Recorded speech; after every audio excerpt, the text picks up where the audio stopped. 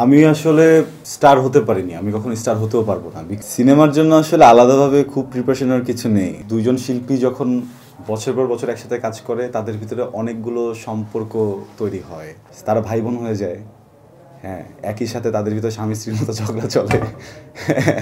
একই সাথে হচ্ছে গিয়ে তারা বেস্ট বাডিজ হয়ে যায়, আবার তারা এনিমিজও হয়ে যায়, বিকজ ওখানে সব ধরনের ইমোশনসগুলো জড়িত থাকে। আমি আমার ঘরে থাকি হয়তো বা সর্বোচ্চ 6 ঘন্টা, বাকি পুরোটা সময় আমার শুটিংয়ে এসে মেকআপ নিতে হয়, এখানেই থাকতে হয়, এখানেই খেতে হয়, এখানেই আমার লাইফ।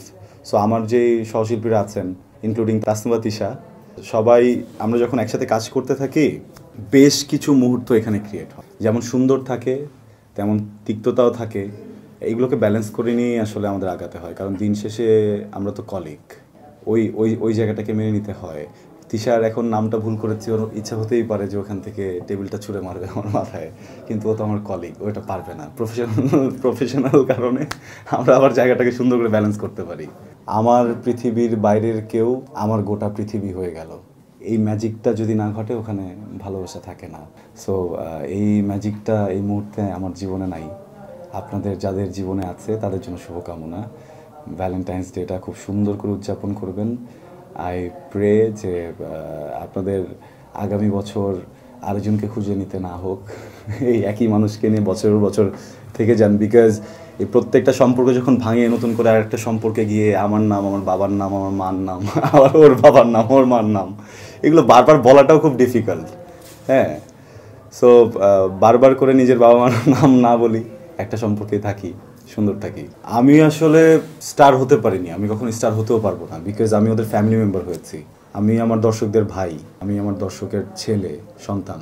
সো বাড়ির লোক যখন যাবে তখন তো এটা হবেই, এটাই স্বাভাবিক। অ্যান্ড যখন কথা বলে আমার মনে হয় যে আমার ফ্যামিলিরই কেউ কথা বলছে, আমার একবারও ওরাও ফিল করে না যে ওরা দর্শক বা আমি অ্যাক্টর। ওই ওই ওই গ্যাপটা থাকে না, তো যার কারণে যেটা হয় যে দে আর কমফোর্টেবল, আমিও কমফোর্টেবল, একটা ম্যাজিক হয়।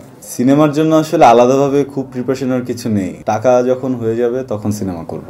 একটা গাড়ি থাকতে হবে, একটা থাকার জায়গা থাকতে হবে। একটা সিনেমা করব, আরেকটা সিনেমা করার আগ পর্যন্ত টাকার জন্য যে কোনো কাজ করতে চাই না, তখন বসে থাকতে চাই, তখন রেডি হতে চাই। ওই রেডি হওয়ার জন্য হচ্ছে গিয়ে যতটুকু অর্থ দরকার নিজের কাছে থাকে, ওই অর্থটা যখন নিজের কাছে থাকবে তখন আমি রেডি। এখন এটা কি 2025-এ হবো না 26-এ হবো না 27-এ হবো, এটা তো একমাত্র সৃষ্টিকর্তা ছাড়া আর কি বলতে পারেন না। He is the big planner, তাই না? আমি তো প্ল্যান করতে পারছি না এই বিষয়টা নিয়ে। 25-এর একটাই ম্যাজিক, 2025-এ আরশকে 2024-এর মতো দেখা যাবে না। আমার কাজের সাথে 1 ঘন্টার জন্য অসৎ হবো না, এটা নিজেকে নিজে ওয়াদা করেছি। যদিও আজকে তো একটু বেশ কিছুক্ষণ শুটিং আটকে ছিল আমার জন্য। সো আমি আমার পরিচালক, প্রডিউসার সবার কাছে খুবই সরি, আমার সহশিল্পীদের কাছেও সরি। কিন্তু এখানে আসলে আমারও দোষ ছিল না, শরীরটা একটু বেইমানি করলো, তো ওই জায়গা থেকে। কিন্তু আমি বেইমান না, আমি বেইমানি করবো না। 2025 আমি সৎ থাকবো, শুধু 2025 না, আমি যতদিন পর্যন্ত বেঁচে আছি আমি সৎ থাকার চেষ্টা করব।